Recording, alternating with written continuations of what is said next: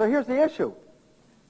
Then the behavior of the cell is actually divided into two kinds of behavior. When a signal is presented that the cell needs for its maintenance and its growth, the cell will always move toward the signal. When the cell is presented with a signal that threatens its life, then the cell will move away from the signal. So there's only two behaviors. What are they? Moving forward is growth, and moving backwards is protection. So the bottom line is this. Point. Now look at the logic, because this is the part that's like profound but simple.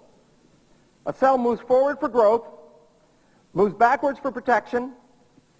Can a cell move forwards and backwards at the same time? Yes or no? No. Point. Fundamental, profound nature of the point. The cells in your body are digital. When they receive signals that say growth, they will move toward things in growth. But if they're not receiving growth, then they will move backwards in protection. And the point about it is this. Then the cells in your body are going back and forth between growth and protection based on what? The perception of the environment. But since the cells are in the community, they're also the perception of the brain. So as you're thinking, what are you doing to the cells? You're giving them information about their environment. If you think that, oh my God, I can't make it through this lecture because the damn projector broke. Oh my God, where do you think my cells are going? Oh Bruce, you know, they're hiding out.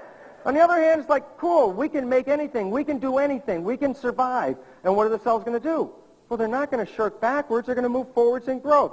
Why is this relevant? Because the behavior is that clearly digitized, that it's one or the other. And the point is this, although you have 100,000 different gene programs minimum, I can take all the gene programs in your body and divide them into two groups. Those genes that provide for growth and reproduction, and let me explain what I mean by growth. Growth is not just from a baby to an adult. You are growing every day. Why? Because every day you're losing thousands, millions, trillions of cells a day. And if you don't replace those cells, what's going to happen to your body? You're going to experience disease and death. And so the bottom line is this. Then for you to survive on a day-to-day basis, just to keep level, you're growing all the time. And that's a requirement of the system. So the fact is this. Growth goes on, and it keeps you healthy and alive.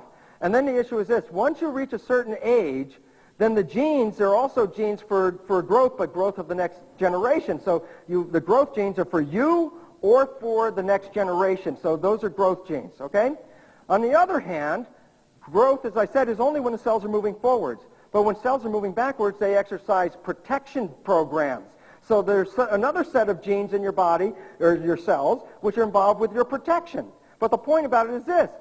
A cell at any one time is either in growth or it's in protection, but it can't be in both. Now I got to ask you a simple question, and it's economics. Does it take energy to grow? Does it take energy to protect yourself? Well, then the point about it becomes very simple, because here's the point. When you find that you're in protection, you have to use energy. But the more protection you're in, the more energy you use. Well, where are you getting the energy from? You have a balance. You have like a checking account in your body of energy to run this body. And the more checks you write for protection, what happens to the balance? It gets less and less. And there's a point where so much protection is used that you actually now short growth processes. And this is true for like the nation right now. Right now, our budget has in excess of 50% of the U.S. budget is in protection. What does that mean? Well, all that money that's allocated for protection is not helping us grow or maintain the country in any way, because that's all put into armaments and whatever they are. And the issue is this applies to your own body. When you walk out on the street, when you wake up in the morning and you start to live, you're vacillating between growth and protection. And the issue about it is the more protection you require, or you perceive you require, and that's the trick, the one that says you think you need protection, the more you put into that, the less growth you start to accommodate. And here's an interesting part. You could be so afraid, you can be scared to death. And that's the truth. The truth is this, that fear can be so great that you absolutely shut off growth so quickly that you actually die right at that moment. And the reality is, understand the balance of your health is related to the amount of energy expenditure you're putting into protection. So the bottom line, survival is actually equal to growth divided by protection. And now look at this. Turn on the news. Read the newspaper. Listen to the TV. What do you hear every day? More reasons to protect yourself. Well, the air's not good. The water's not good. The food's not good. These people are unsafe. Every time you turn around, what are you doing? You're walling yourself off more and more. Why? Because growth means to go forwards. What is protection? Go backwards or wall off the outside. We start to isolate when we start to become fear-bound. And as we become fear-bound, we shut down growth as a natural biological mechanism. But it's interesting. I have 50 trillion cells. Each cell can be in growth or protection. But my whole body doesn't have to be in growth and protection, so I can have a range. My body can be in so many cells are in growth, so many in protection, so I can have a percent. So when I look at the human system, I also recognize that growth and protection is a variable, okay? And here's the interesting part about it. When I'm growing, which biological systems in my body am I using for growth? And the answer is all the organs in here called the viscera. The heart, the lungs, the digestive system, the liver and pancreas, and all these things. These are for growth. When I protect myself, which system do I use? Get out of here, I'll hit you with my lung. No, that's probably not what it is. Okay? The point is, when you're in protection, what physiological systems do you use for protection? Muscles and bones. And the interesting thing is, there's a switch in your body that switches from either the viscera or to the muscles and bones. Remember that thing we call fight or flight? Remember that adrenal system? The adrenal system is a master switch that switches between what? The two systems. The switch says, if I start to get into fight or flight, what am I going to use? Muscles and bones. Well, I shut down my viscera in the process. And that way, I have all my energy allocated to get ready to run. If I need to run away from a lion, I'm not going to start processing digestion at lunch. Why? Well, that energy might be the exact energy that it took me to get the last step so my foot doesn't get caught in a lion's mouth. So the system is intelligent. It says, when you're under threat, it will allocate the energy to where the threats are. It shuts off the visceral system. So the bottom line is simply this. In growth, the visceral system commands the somatic system. It works like this. In growth, I need water. So my body says I need water. Well, how do I get to the water? Oh, well, I move to the water. So how do I do that? Through my skeletal system. Well, who directs it? The viscera says I need water, so the skeletal system responds to the viscera's request. So the viscera administers to the need. The skeletal system administers to the viscera's need. But here's the interesting thing.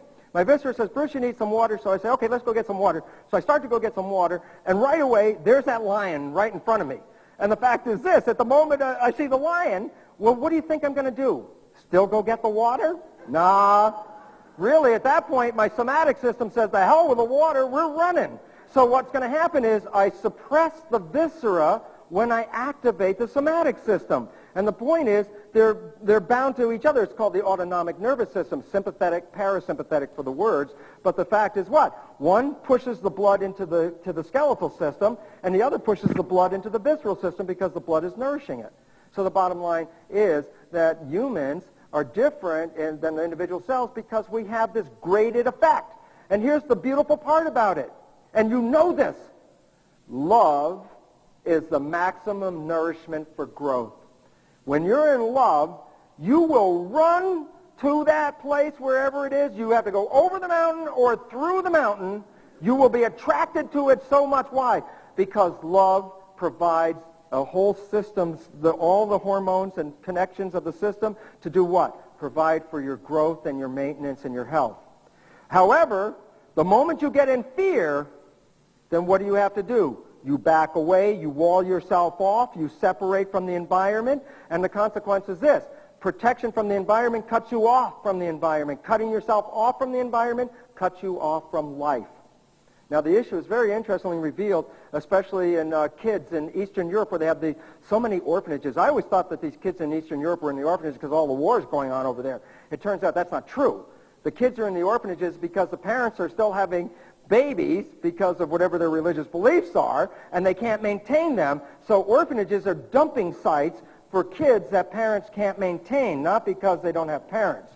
And it turns out, in the studies on these kids, virtually the largest percentage, over 80% of them, become autistic. What is an autistic child? A child that doesn't respond to the outside. Why?